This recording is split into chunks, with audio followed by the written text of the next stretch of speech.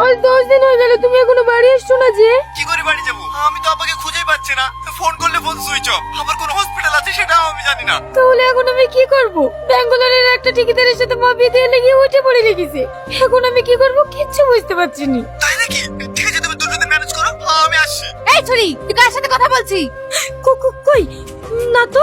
আমাকে মিথ্যে কথা বলছিস? দেখি মোবাইল। তোর নাকি ফোন করছি। এবার কত ফোন করবি কর।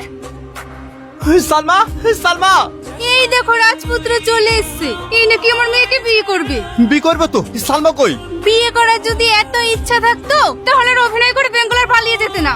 আমি পালাইনি। আমার বাড়ির লোক মিথ্যা বলে আমাকে ব্যাঙ্গালোরে পাঠিয়েছিল। সালমা কোথায় আছে তাই বলেন।